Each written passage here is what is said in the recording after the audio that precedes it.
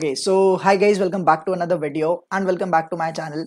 And guys, in today's video, I'm gonna compare most of the service-based companies because यार कई बारी क्या होता है कि you get opportunities in many companies, but you are really very confused कि किस में join करें, right? So in my case also, if I'll not get selected in some product-based companies or let's say not in any startups which are paying good, then definitely I have to select any of these service-based companies which I have been selected in.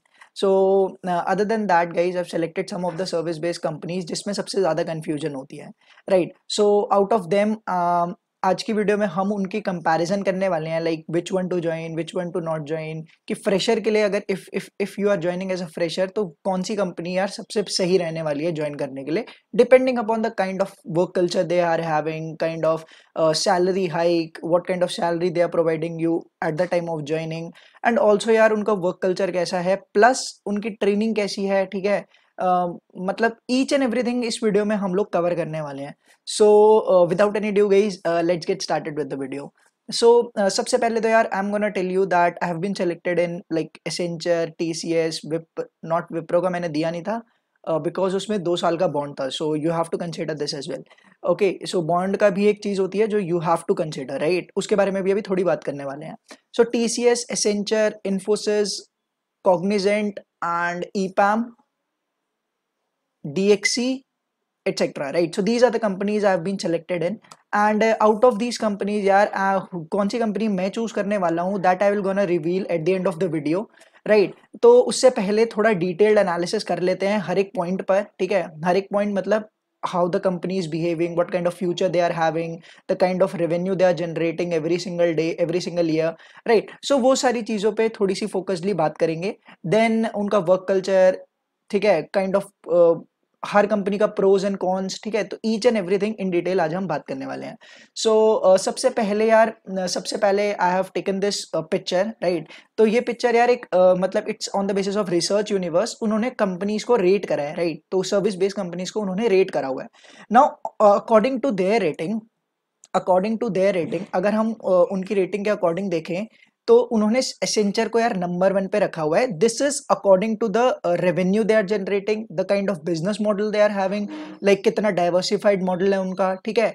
तो मतलब each and everything मिला के उन्होंने इस चीज को निकाल के लेके आए हैं वो। This is the ranking according to them, right? Now अगर मैं सबसे पहले बात करूँ तो they have rated Accenture on the top, then they have EPAM, and then they have Infosys, TCS, Capgemini, Cognizant, HCL, IBM, Wipro, DXC, right? So you clearly can see the rating over here, ठीक है। Rating के basis पे तुम directly देख सकते हो इधर कि किस बेसिस पे उन्होंने रेट करा हुआ है।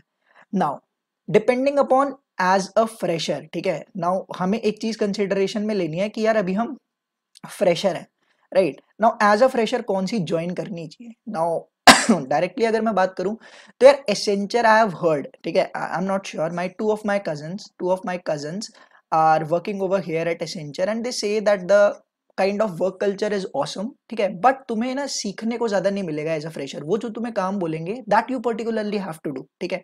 द सैलरी इज गुड, 6.75 का आई गेस इसका पैकेज था, एंड एक छोटा था 4 LPA वाला, ठीक है। तो एक 4 था, एक 6.75 था, एंड अकॉर्डिंग टू मी 6.75 वाला ओके है, डिसेंट पैकेज है। बट अगर हम थोड़ा सा और बात 6.75 या 6.5 इसी के अकॉर्डिंग कुछ था, right? I am not sure.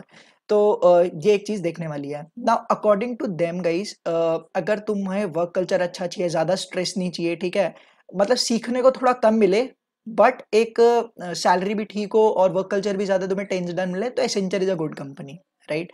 ना अगर हम ईपैम के बारे में बात करें तो I have talked the seniors जो ईपैम में अभी काम कर रहे हैं, राइट? तो मैंने सीनियर्स से यार मैंने बात करी थी, तो दे हैव टोल्ड मी कि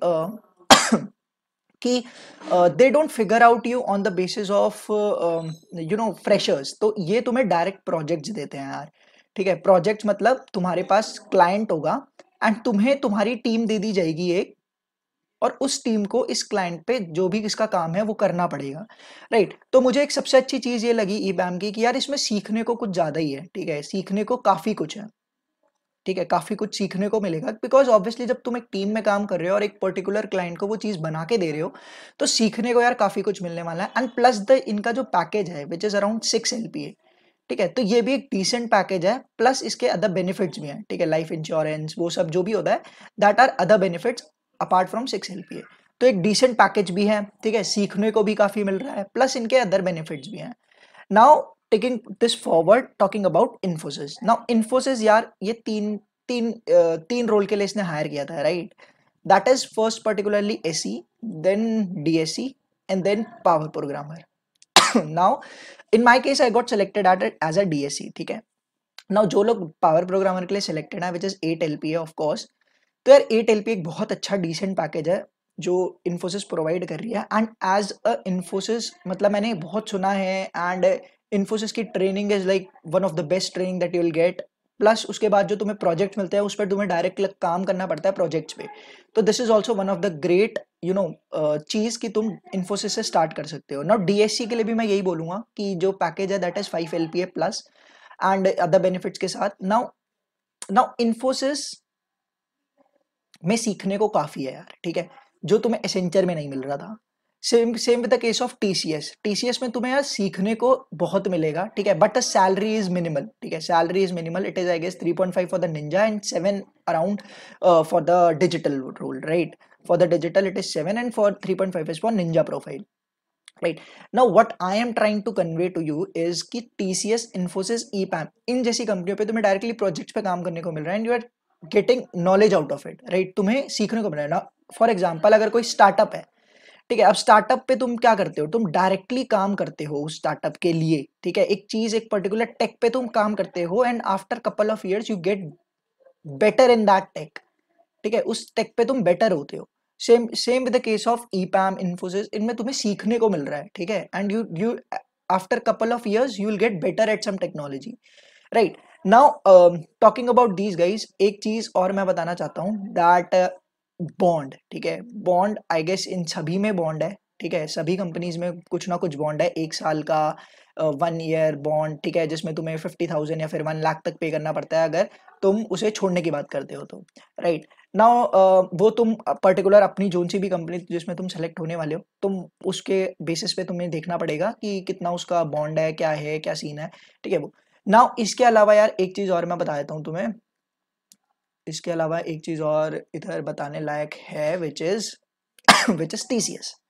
नाउ यार I have come across a answer on this Quora where it has written that TCS is a poor training quality, high benchmark period to 1 year, that is benchmark मतलब तुम्हारा bond हो गया 1 साल का, half salary during benchmark period, and also pros जो इसने लिखे हैं वो लिखे हैं just like an Indian government job. Now इसका क्या मतलब है यार, ठीक है, इसका मतलब ये है कि तुम्हें टीसीएस में ज्यादा काम नहीं करना, ठीक है, ज्यादा काम नहीं मिलेगा, ज्यादा काम नहीं करना है, यू जस्ट हैव मतलब तुम्हें टीसीएस काफी चीजें प्रोवाइड कर देती है, दैट इज उसी लिए उन्होंने लिखा है कि it works as a government job, right? Now एक चीज इधर जानने की है कि अगर अगर टीसीएस तुमने एक बार ज्वाइन कर ली, ठीक है, एक बार ही ज्वाइन कर ली टीसीएस एंड उसके बाद अगर छोड़ देते हो तो उसके बाद कभी भी TCS in your life time कभी ज्वाइन नहीं कर सकते। तो तुम्हारा जब ये सिलेक्शन होगा टीसीएस के अकॉर्डिंग तो वो एचआर तुम्हें बताएगी भी कि once you get selected at TCS and you plan to leave out TCS then in your whole life career you will not going to join TCS again in your life, right? So this is one point that you need to keep in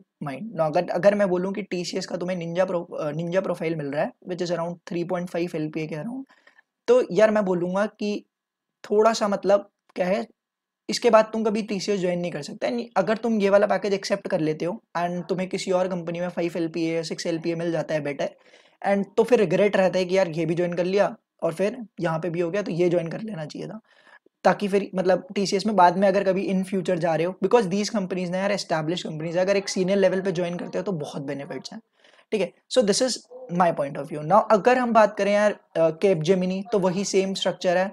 now अच्छा एक चीज और यार, एक चीज और कि out of these companies ना, out of these companies Accenture, Infosys, TCS, ये कुछ ऐसी कंपनीज हैं यार जो इंडिया से तुम्हें बाहर जाने की अपॉर्चुनिटी दे देती हैं, ठीक है।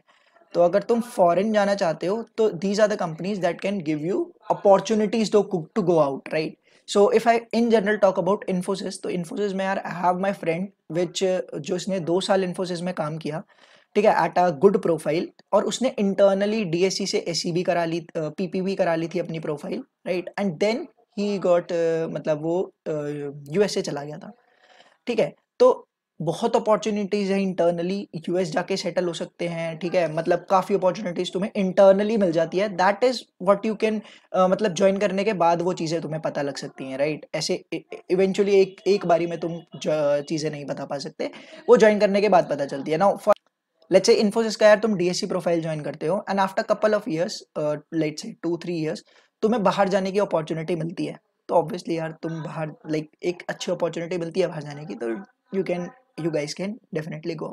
तो ये अपॉर्चुनिटी है तुम्हें एसेंचर में मिल जाएगी, इन्फोसिस में मिल जाएगी, टीसीएस में मिल जाएगी। ईपैम में एक अपॉर्चुनिटी थोड़ी सी कम है, जितना मेरे को, मैंने सीनियर्स से बात करी, ईपैम में थोड़ी कम है। क्यों? क्योंकि अगर वो क्लाइंट ढूंढते हैं ना, तो वो इंडियन बेसिस पे ही क्लाइंट ढूंढते हैं।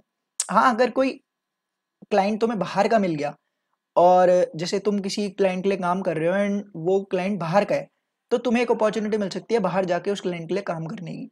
So that could be a one case, but probability other than these companies, rest of the companies is a little less, right? So that is one thing you can keep in mind as well, because like if in my case I want to, you know, go out and explore things, तो उसके इसके लिए यार Infosys, I personally think that is, you know, suits my conditions, right? Infosys मेरी चीज़ें को suit कर रही है, and that is the reason I think that I will going to join Infosys. Now why not Accenture? Because as a fresher I don't think that ना, ऐसा कोई मतलब पर्सनल वो नहीं है, जिसको एसेंचर 6.5 वाला पैकेज मिल रहा है, डेफिनेटली उसे ज्वाइन करना चाहिए।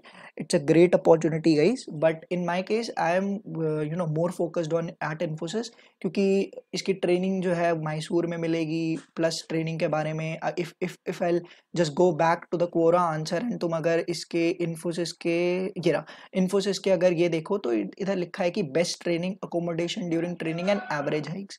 एंड अगर एसेंचर की बात करें तो better exposure and training, awesome projects, hikes, cons is hectic sometimes. तो ये एक चीज़ है।